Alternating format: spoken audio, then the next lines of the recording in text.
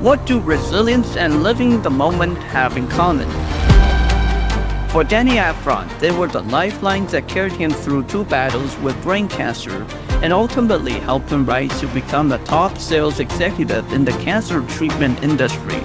In this episode of Sweatpants and Suits, Danny shares how staying in the present fueled his recovery, shaped his mindset, and sharpened his edge in high-stakes sales. You'll hear his practical tips for building authentic client relationships, mastering negotiation, and why he chose to channel his creativity into writing a children's book. This is all about grit, growth, and turning adversity into your advantage. Stay tuned. Danny, it's so great to have you today. Surviving brain cancer is a life-altering experience. Can you take us back to the moment you received diagnosis and share how that battle reshaped your perspective on life and career?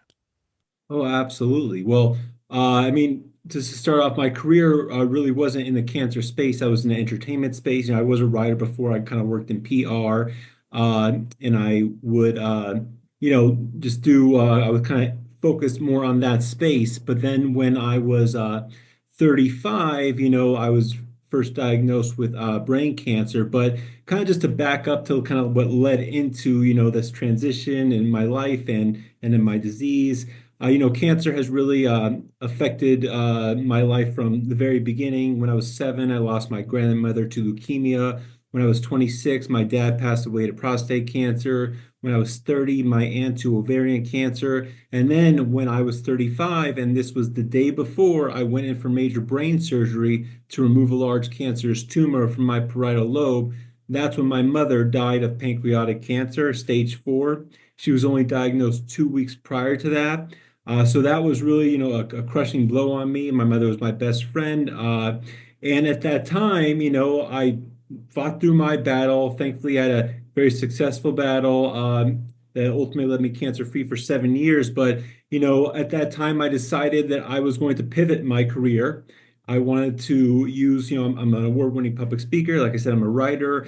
So I wanted to use my gifts. I mean, I'm not a scientist. I do work in the science field, but I wanted to use what I had available, my tools, to promote change and create movement in the cancer field. And doing it, in honor of my parents, doing it in honor of my own fight, and doing it in honor of everyone out there, because everyone's lives have been touched by this terrible disease. So I decided in 2015, it was 2016 when I was first given the go ahead. I was all clear to pivot my career. And I first started out, I take a strategic approach with everything. I was like, okay, well, I'm going to get into the medical field.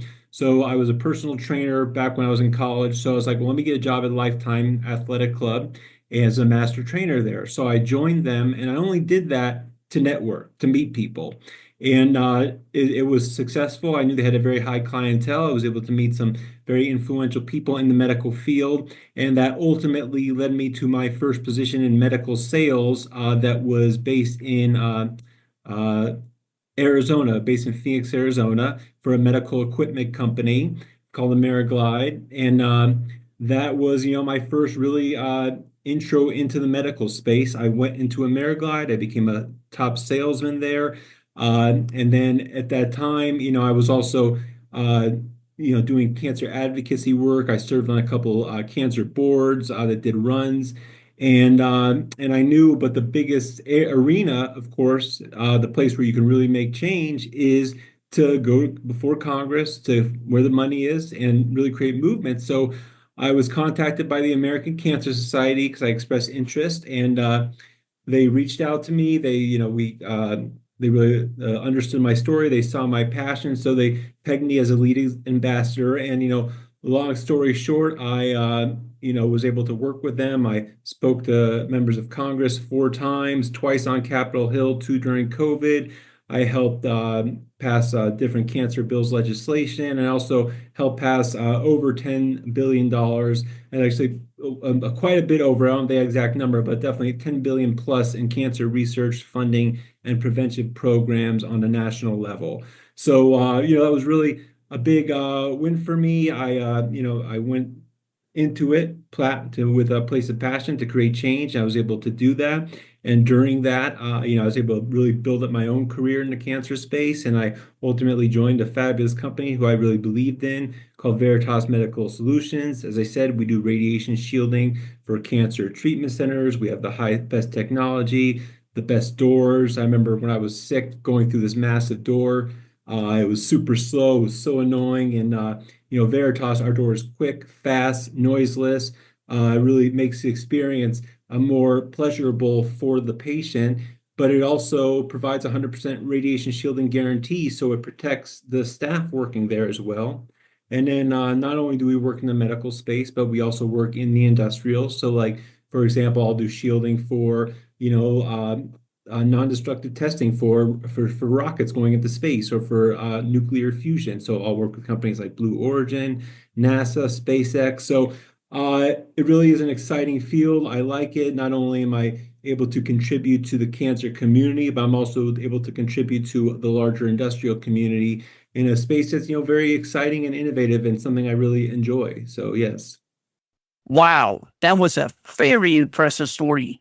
But I have to ask this from a battle hardened warrior. When battling cancer, it's not just a physical battle, it's an emotional, it is a mental, and even spiritual battle. One lesson from that journey that you carry with you every day. One message I carry with me every day is, just to always fight no matter what gets in your way. You'll have good days, you'll have bad days. And that's just, kind of the nature of the beast. Unfortunately, I have stage 4 glioblastoma. It's the most aggressive form of brain cancer there is, well, the most aggressive form of cancer. So, I did go through a lot of treatment. I went through a lot of things. So some days, I won't feel 1,000%, but you power through. There's a saying in Judaism called l'chaim. It means to life. It means don't focus on what happens after, focus on the now, the present, and make the best out of it. So that's what I do. I'm given this gift of life. I fought through my adversity, and so I do everything I can to make the most out of each moment, whether that's working in the cancer space, whether that's creating great relationships with people, whether that's writing a book for my son.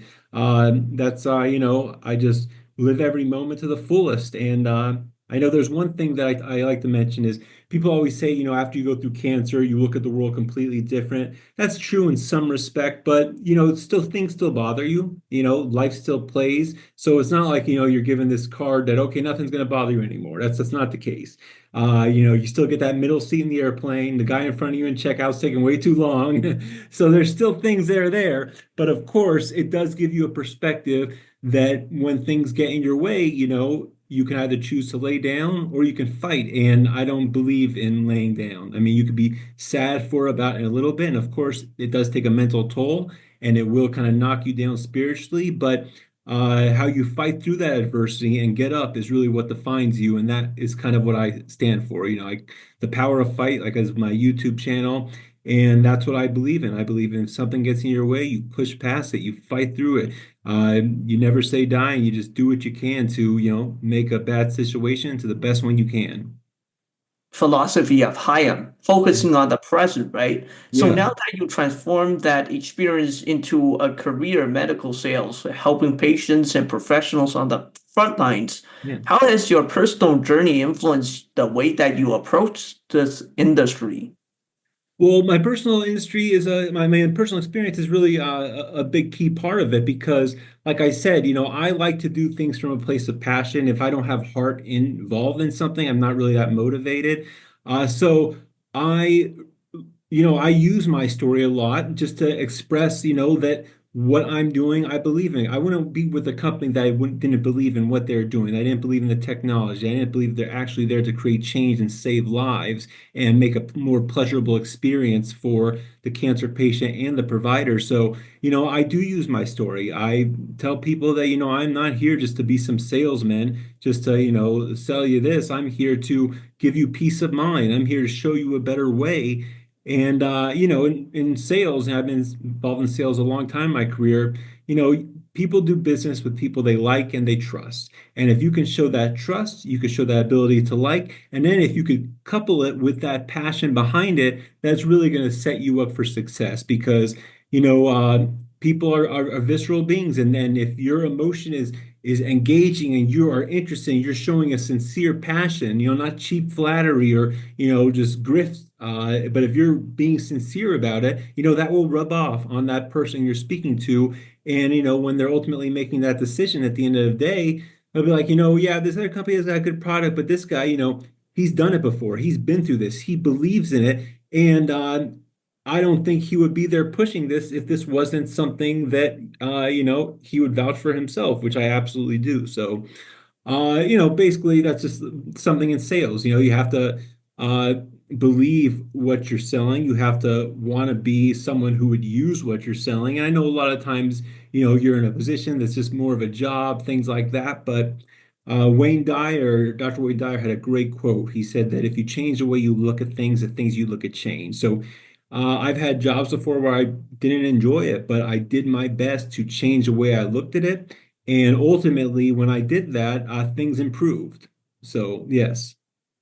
I have to repeat that myself. Change the way that you look at things and the things you look at will change. What a wonderful lesson. Any tips for networking with key clients? Well, I mean, so for networking for me, I mean, my career has dealt with, from the C-suite level to the administrative level to even now with on a construction level. But networking is important. I mean, network with anyone. If I walk into an elevator, I'm at a business conference, I'll introduce myself. I mean, uh, always be open. You never know who's next to you. You never know, what they can help with or how you can help them. Never be afraid to share your stories. Never be afraid to, make that initial contact, to reach out. Uh, as long as you're doing things positively and sincerely, there's a great quote I've followed, listened to actually. It's by a guy you had on your podcast, Bruce Mayer, and he says, "The power of the positive persistence." And that's something it was a great tool I learned years ago.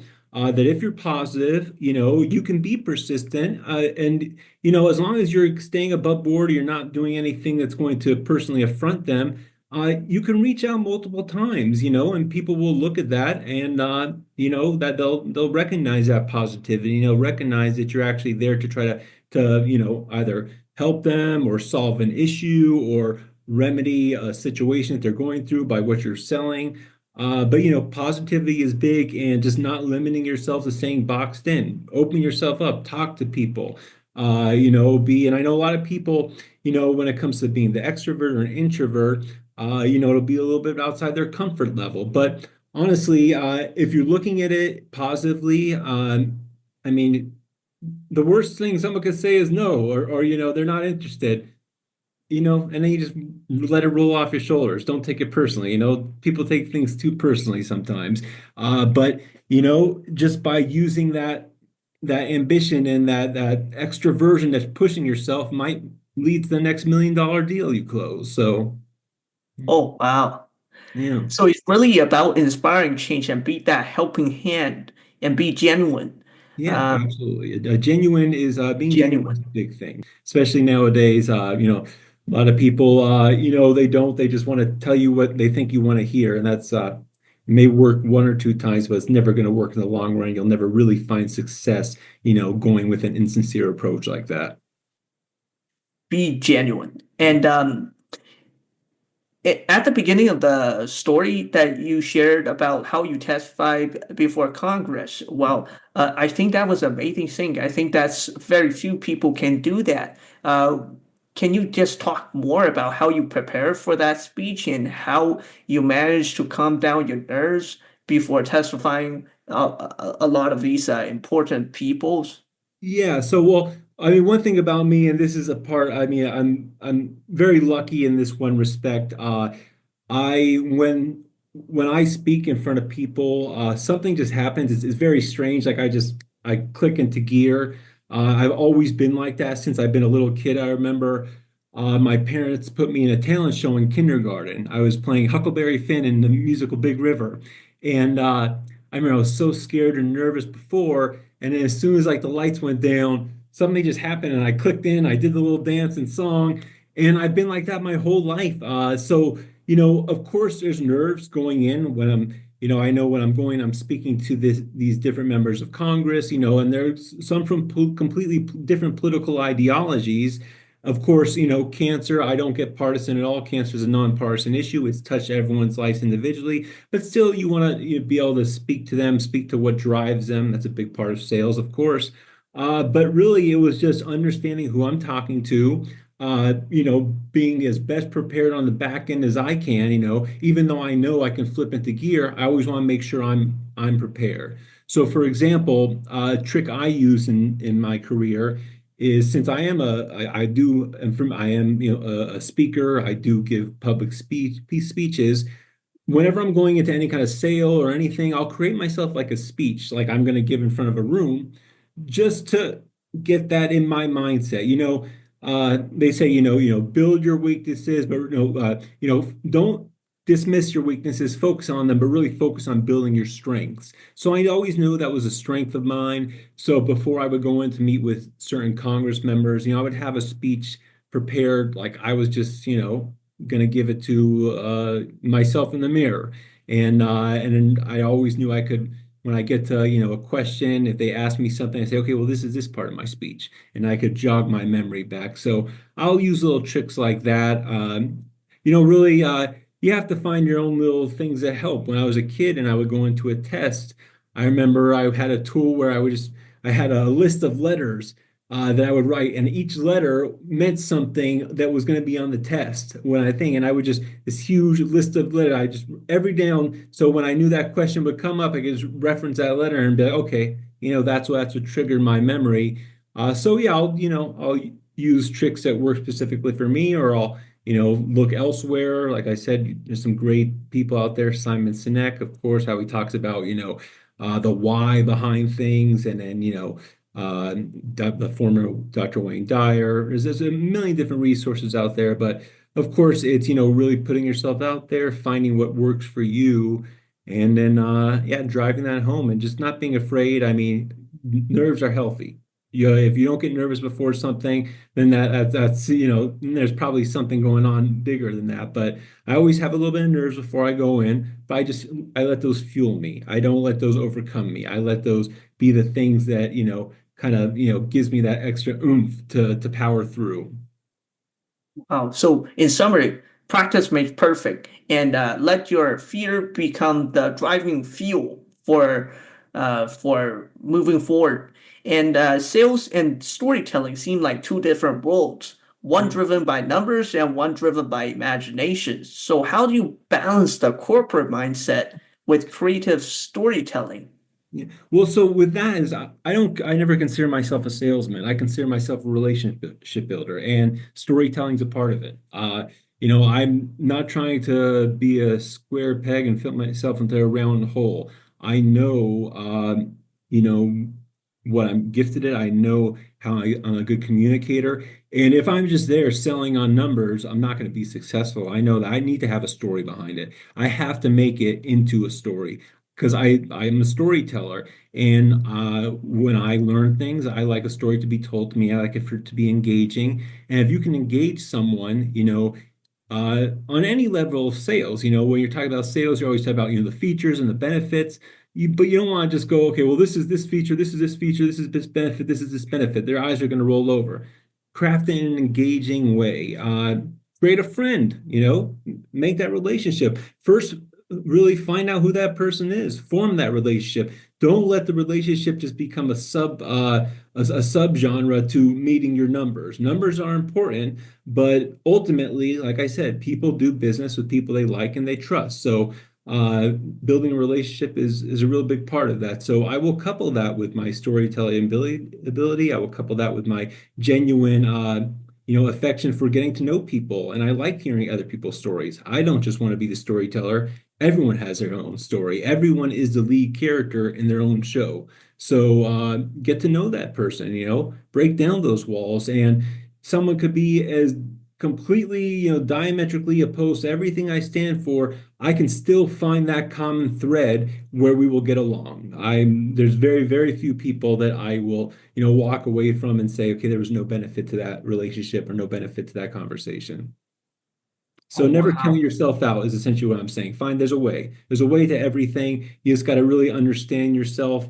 And as you grow older, like I'm 43 now, it's a learning process. Never be afraid to be introspective. Never be afraid to step back and analyze yourself, and never be afraid to admit your mistakes. We make mistakes all through life, but that's how you learn through from them is what really, will make you successful. Bringing back to that conversation where we had about genuinity, it's about being also genuine to yourself and to others. Oh, yeah, Oh, absolutely. yeah.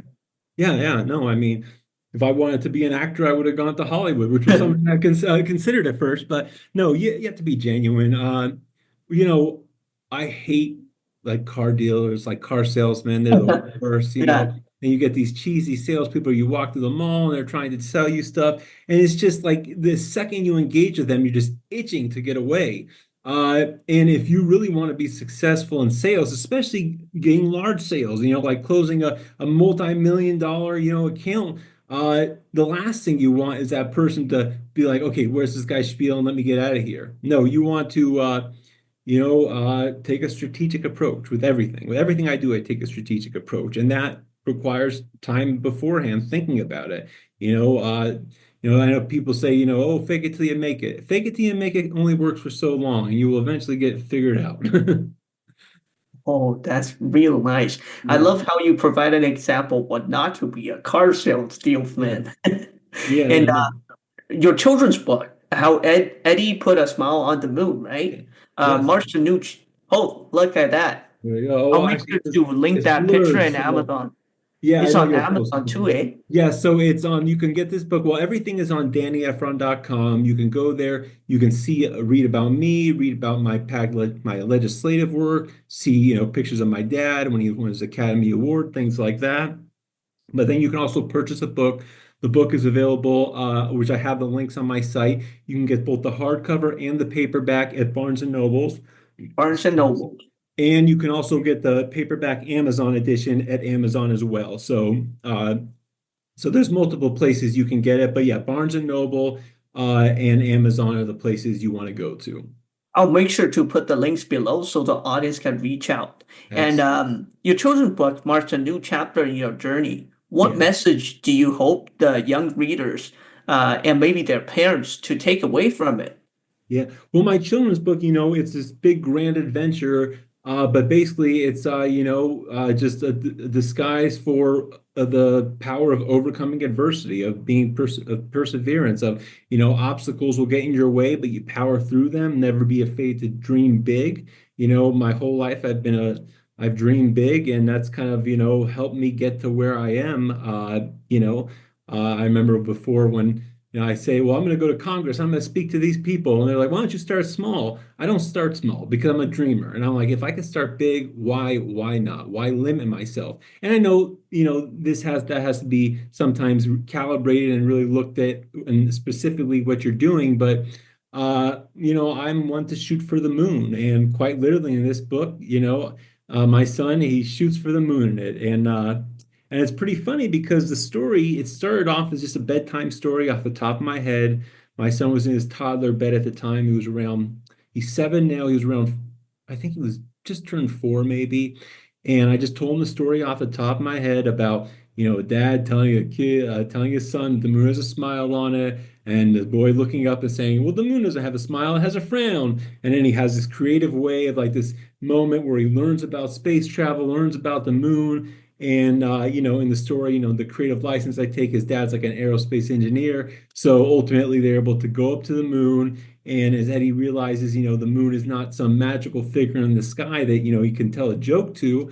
It's an actual planetary body that he can terraform a smile on. And that's how Eddie ultimately puts a smile on the moon. So it's a really, really fun book. Like it's not pushing any agenda or anything like that. It's just talking about, letting a kid dream big and seeing how to overcome obstacles and pushing past them.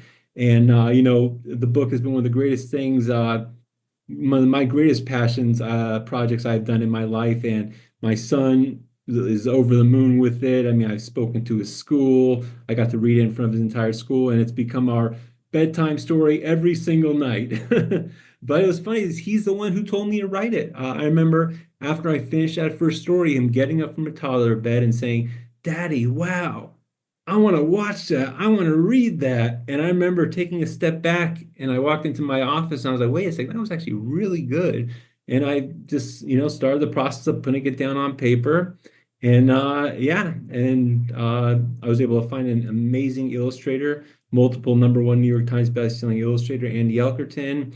And I could tell you that. I'll let you ask your next question first, and I could tell you that story. That's actually probably a good tip for people as well. Oh 'Cause no, please continue. Yeah, the oh, last question was how can the audience reach out to you? We'll save for oh, that exciting okay. part later. Okay, Yeah. excellent, excellent. So, when I was in fifth grade, so first of all, my parents were the most amazing people. I'm very blessed. I had a wonderful father, a wonderful mother, and they were always very, very into my life. And my mom, I remember in fifth grade, she gave me a book called How to Win Friends, Influence People.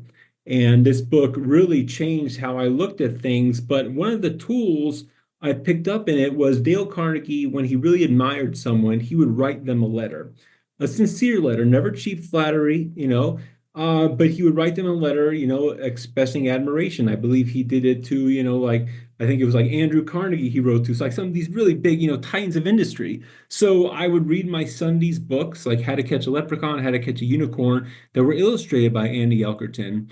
And so what I did was like when you're a salesman, you're kind of a hunter, so you try to find where these people are. So I was able to discover, where Andy was. Like I reached out to him on LinkedIn at first, and I wrote him a very kind letter. I said, "Hey Andy, I love your books. I read them to my son every night. The illustrations are, I mean, they speak to me. And I wrote this son. Would you? I'm sorry, I wrote this son. Huh? I wrote this story. Would you mind reading it and telling me what you think?" He read the story. He loved it. And he really liked me. We created a relationship, and ultimately, he said that I'd be happy to illustrate it for you. And that became a partnership now that's been going on for nearly 40 years. And actually, I was just on the phone with Andy before our call, talking about, our next book we're going to be doing. It's going to be another book about Eddie, but it's going to be how Eddie helped Daddy fight cancer. Uh, I want to take a more targeted approach on this one. My first book I wanted just to be more about imaginative, fun book, but the cancer space, especially when it comes to family, it's a tough subject for many families. And my son was thrust into it, but I've navigated that and I've experienced it and I've kind of figured out what I think is a good way to introduce the topic to a child. So I want to put a book out there that takes the child's perspective into mind, the parent's perspective into mind, and tells the story of a family dealing with, the ugly disease that is cancer in a way that's engaging and also fun for the child and for the parents as well to participate in it. I think that would be a very important topic to discuss. It's very rare to find books like those. I really hope you write that stories because everybody can have a positive impact on it. Oh, absolutely. Yeah, well, that's our next collaboration. That's the one I'm actually going to begin work on very shortly because I think it's a story that does need to be told.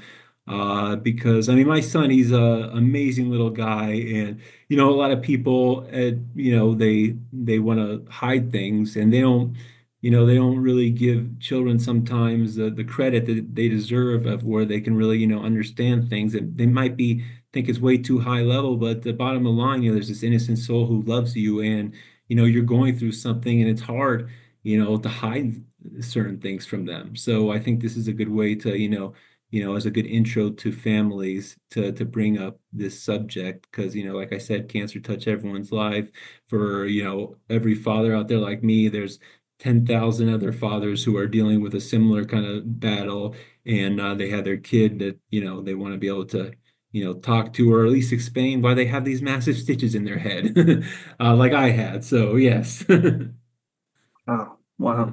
And that was a very touching story. And lastly, how can the audience reach out to you? I know you mentioned a lot of time, but what is the best way to contact you?